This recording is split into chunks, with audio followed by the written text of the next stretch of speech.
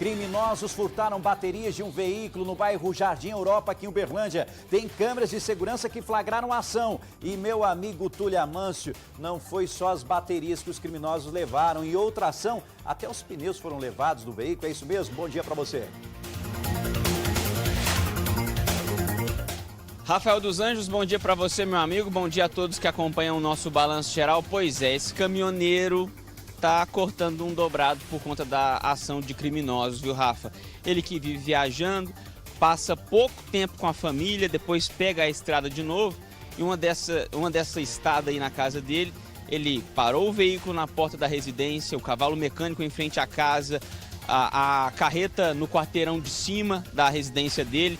E aí os criminosos entraram em ação. Primeiro, durante a madrugada, 2 bandidos num veículo com uma carretinha apareceram e furtaram 2 stepes da carreta dele. Depois, 2 dias após esse primeiro crime, um criminoso que estava de bicicleta levou 2 baterias do cavalo mecânico dele. Baterias que são caras, não é barato não, cerca de R$6 mil cada uma, Rafa.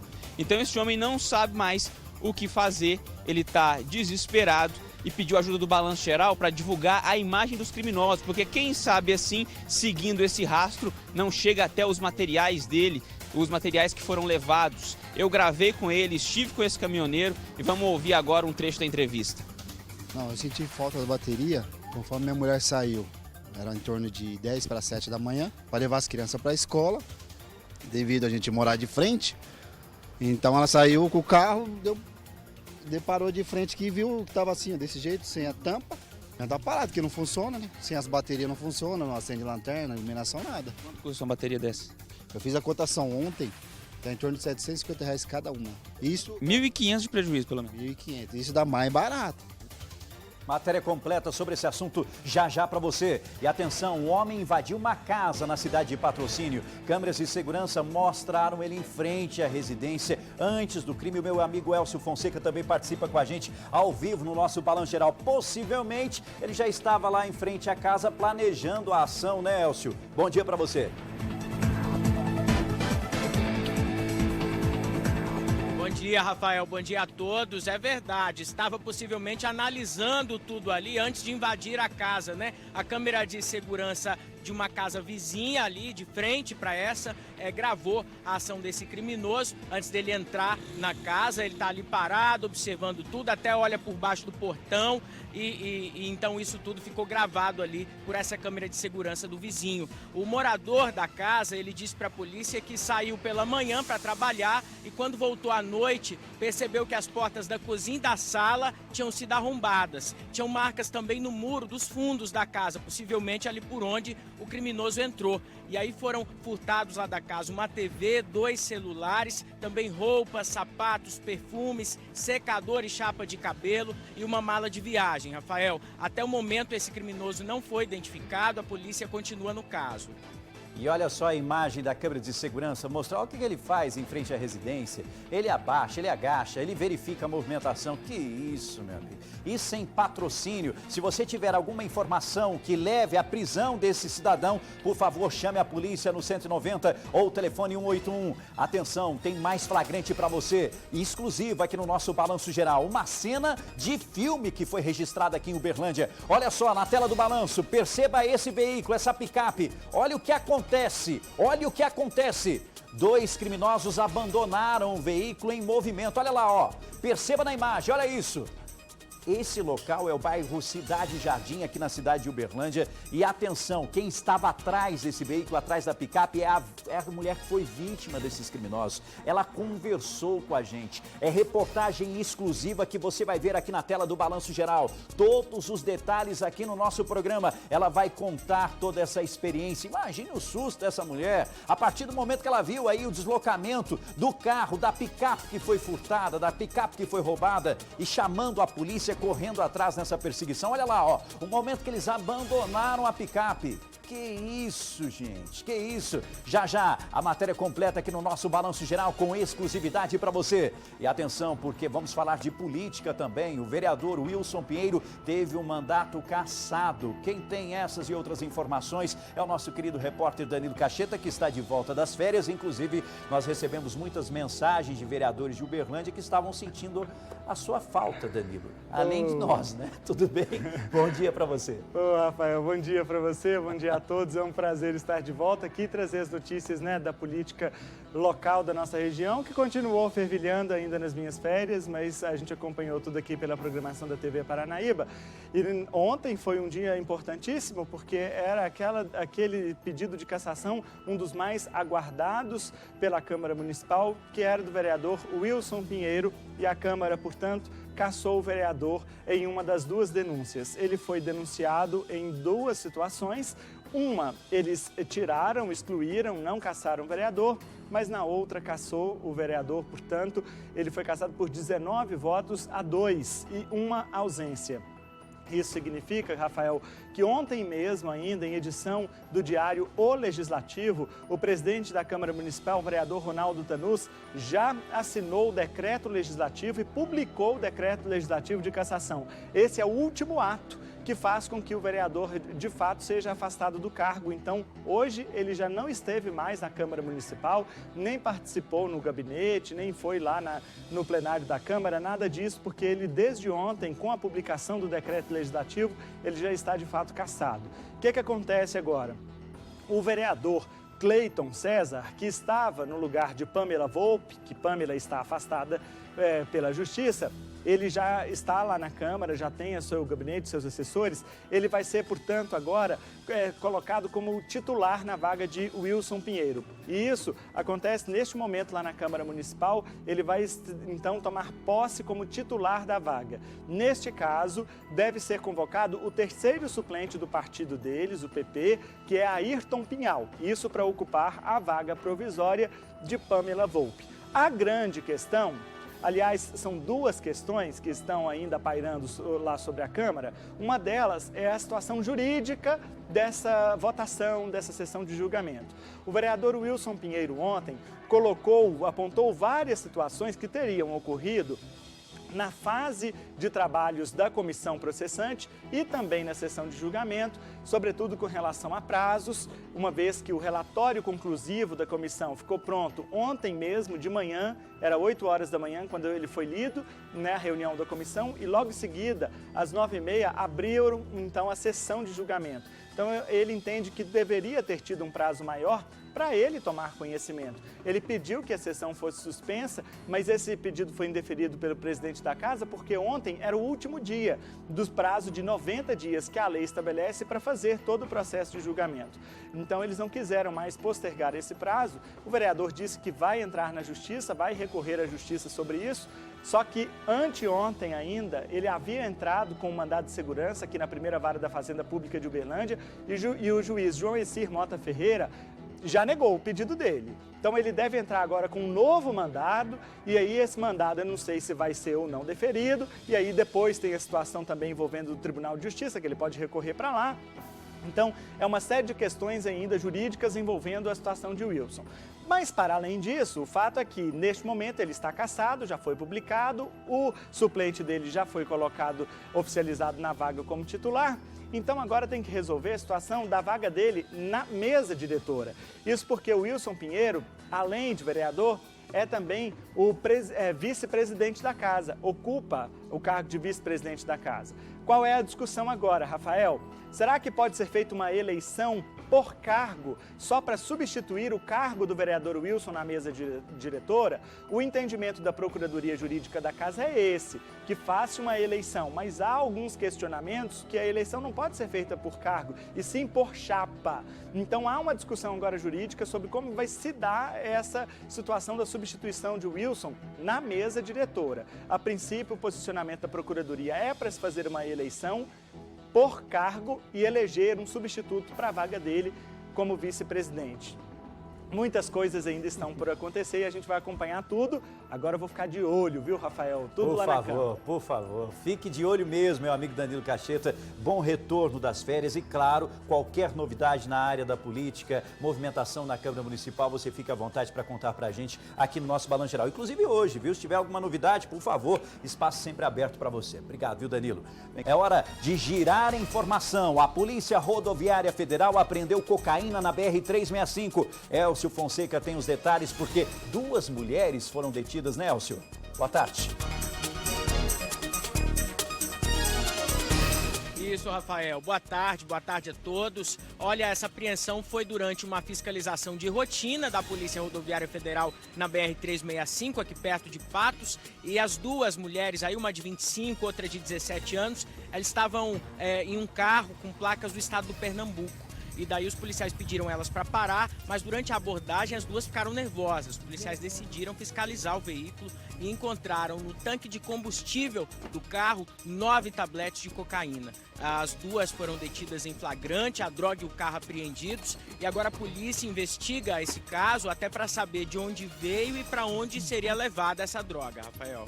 Tem que investigar mesmo e encontrar quem estaria esperando essa mercadoria e também como é que elas conseguiram tudo isso, viu? Isso é extremamente importante. Obrigado, meu amigo Elcio Fonseca, sempre atento, trazendo os detalhes aqui no Balanço. Agora eu quero que você comente comigo um assunto que é preocupante em relação à nossa saúde. Você sabe que está todo mundo falando sobre coronavírus, o mundo todo falando sobre coronavírus, todo mundo preocupado. Mas, gente, eu estou preocupado com outra coisa. As cidades do Triângulo Mineiro, do Alto Paranaíba, noroeste de Minas Gerais registraram 627 novos casos prováveis de dengue só na última semana. Os dados são do boletim epidemiológico divulgado ontem pela Secretaria de Estado de Saúde aqui do nosso estado. Deixa eu conversar sobre esse assunto com o nosso repórter Tarcísio Duarte. Tarcísio Duarte, esses dados crescem e preocupam a nossa sociedade, não é mesmo? Boa tarde para você. E como preocupam, viu, Rafael? Boa tarde para você também, a todos que acompanham o Balanço Geral. Olha, com 627 novos casos prováveis de dengue registrados aí na última semana, as regiões do Triângulo Mineiro, Alto Paranaíba e Noroeste de Minas chegam a 3.771 casos prováveis de dengue. E olha, 3 desses novos casos são com sinal de alarme. 1 em Ituiutaba e 2 em Monte Alegre de Minas. Segundo os especialistas, esses casos com sinais de alarme são aqueles que, mesmo depois do período de febre, continuam apresentando sinais de alerta, como febre constante, como dores abdominais constantes e também vômitos aí constantes, mesmo depois do período de febre. A morte suspeita pela doença foi descartada em Iturama, segundo o boletim epidemiológico. O boletim divulgou também qual que é o balanço aí, então, nesse ano de 2020 nas cidades aqui da nossa região. E a gente pode ver que em Uberaba foram 786 casos prováveis da doença, sendo 215 novos na última semana. Em Uberlândia, 672 casos prováveis esse ano, sendo 122 novos só na última semana. Em Ituiutaba, 465 casos, são 60 novos em uma semana em Ituiutaba. Em Patos de Minas, são 273 registros de casos prováveis de dengue, sendo 79 novos na última semana. Em Minas Gerais, chega a 25.877 casos prováveis de dengue só nesse ano de 2020. Um óbito foi confirmado e 15 mortes estão em investigação. Rafael. Obrigado, meu querido Tarcísio Duarte. Você prestou atenção nos dados que apresentou o nosso repórter Tarcísio Duarte? Ele explicando direitinho sobre esses números, são números alarmantes e tem gente que se esquece. Todo mundo fica falando do coronavírus, que a situação é isso, situação... Realmente é preocupante e tudo mais, mas quando a gente compara, por exemplo, na nossa região com a dengue... Meu amigo, a dengue é extremamente perigosa e a dengue pode visitar o senhor, a senhora. E o que você tem que fazer? Você tem que cuidar do seu quintal, cuidar da sua casa, não deixar água parada. Agora, nesse momento, acabou o período de chuva e aí a água fica assim, ó, acumulada no lixo, acumulada em potes plásticos. Você tem que fazer a sua parte, você, o seu vizinho, todos os moradores do bairro. Eu faço esse alerta, por favor, meu amigo, minha amiga, não se esqueça, a dengue mata. A dengue mata, ela pode tirar a vida do seu filho, pode tirar a vida do seu avô, da sua avó. Então faça a sua parte, por favor, viu? Por favor, todos no combate à dengue. Obrigado a Augusto acompanhando o nosso balanço geral. Girando informação, uma ossada humana foi encontrada em um canavial na zona rural de Nova Ponte. O Tarsis Duarte volta a participar com a gente e tem as informações. E assustou trabalhadores isso, hein, Tarsis? Assustou sim, viu, Rafael? Foi um funcionário de uma usina sucroalcooleira que estava ali preparando o solo para poder fazer o plantio de cana-de-açúcar que encontrou o crânio humano. Foi aí que ele acionou a polícia militar. Assim que os militares chegaram no local ali, zona rural de Nova Ponte, encontraram, além do crânio, uma parte de um osso que parece ser de um braço. A perícia técnica da Polícia Civil foi acionada, fez buscas ali na região e encontrou ainda outros ossos, além de 2 peças de roupas femininas. A ossada foi recolhida e encaminhada ao Instituto Médico Legal. Somente um exame de DNA, Rafael, vai poder identificar quem é a vítima aí, quem é essa pessoa, de quem é essa ossada, né, que foi encontrada na zona rural de Nova Ponte. Certo, obrigado, viu, Tarso, pelos detalhes aqui no nosso Balanço Geral. Claro, agora um exame, né, para tentar entender aí, né, o que aconteceu e também de quem é a ossada. Gente, um carro pegou fogo no centro de Patos de Minas. O Elcio Fonseca tem os detalhes e volta a participar ao vivo com a gente. Como é que foi essa história, Elcio?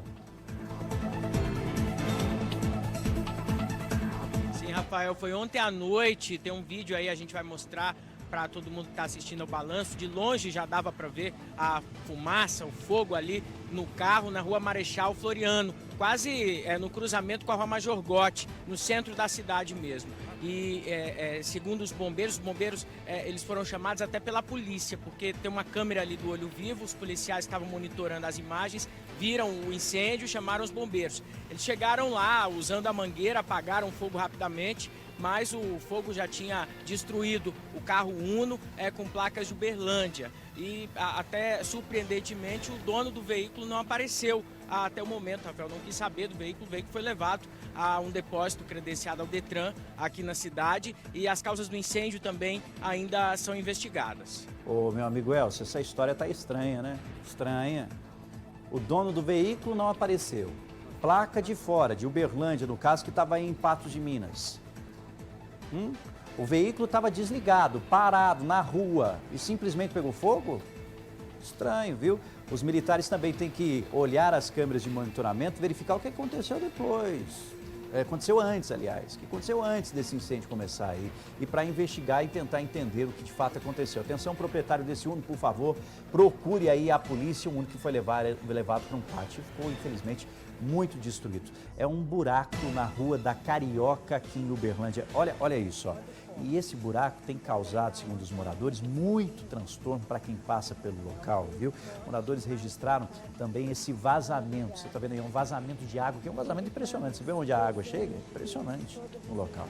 Aí, a partir do momento que eu recebi, inclusive, essas imagens, recebi pelo WhatsApp no Balanço Geral, a gente pediu para a nossa equipe, né, ir lá até o local e também avisamos o DEMAI em relação a esse problema. Meu amigo Tarsis Duarte está no local e eu tenho uma notícia importante para mostrar para vocês, amigos do Balanço Geral. Tarsis Duarte, me conte tudo, por favor. Pois é, Rafael, uma equipe do DEMAI já está aqui no local trabalhando e, em nota, o Departamento Municipal de Água e Esgoto informou que, desde as primeiras horas do dia, vem tentando solucionar aí o problema dessa adutora que se rompeu e, por isso, está vazando aí água tratada nesse buraco enorme, uma verdadeira cratera que se abriu aqui no cruzamento da Rua da Carioca com a Avenida Liberdade. A gente pode ver aí que, por conta desse vazamento, muito barro escoou aí pela pista, a rua está bastante suja mesmo e a movimentação aqui agora é dos trabalhadores mesmo chegando para poder tentar solucionar o problema. Isso foi por volta das 10 horas da noite de ontem que começou, conforme estavam contando os moradores aí, inclusive que mandaram vídeos para nossa equipe, gravaram do alto dos prédios aqui do entorno, quando um verdadeiro chafariz se formou aqui depois da adutora ter se rompido. Eu estou aqui agora com uma comerciante aqui da rua que vai conversar ao vivo com a gente no Balanço Geral. Primeiro, obrigado por participar.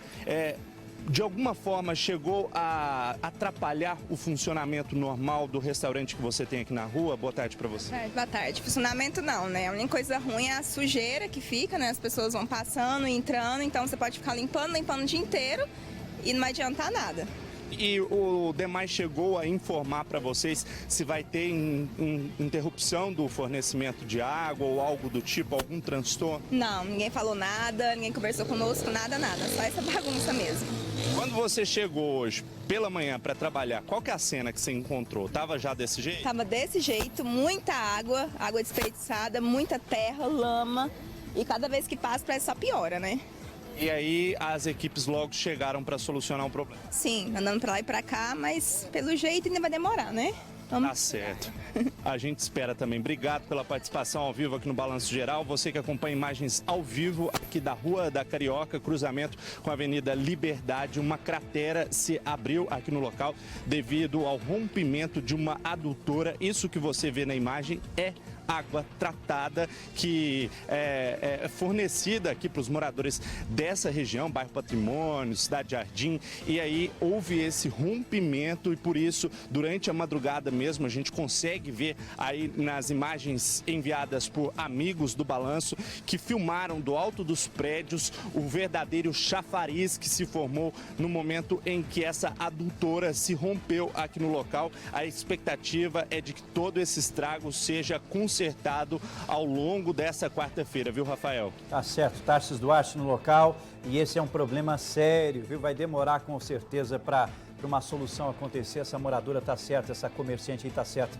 Agora a gente espera aí que, por favor, se acontecer o rompimento, né, a falta de fornecimento de água para os moradores ali da região e também para os comerciantes, que o DEMAI, por favor, que avise essas pessoas, avise esses comércios, porque sabe da necessidade aí de utilizar a água. Não dá para ficar sem água. E olha quanta água, né? Triste ver essa cena, né? Olha quanta água. Quanta água, viu? Deixa eu agradecer os amigos do Balanço Geral que mandaram as imagens pra gente. A nossa equipe, então, está lá e também a equipe do DEMAI tentando aí realizar o reparo nessa adutora. Um motorista perdeu o controle da direção e invadiu a garagem de uma casa em Patos de Minas. O Elcio Fonseca tem as informações em relação a esse acidente. Elcio Fonseca, o motorista acabou se machucando depois disso?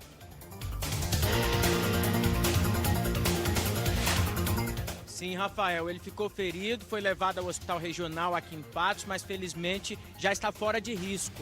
Ele estava sozinho na picape, essa picape estrada, e ao passar pela rotatória ali no bairro Nova Floresta, perdeu o controle da direção do veículo, passou por cima da rotatória, bateu em uma moto que estava estacionada do lado de fora da casa, depois arrebentou o portão da garagem e o veículo só parou lá dentro da garagem.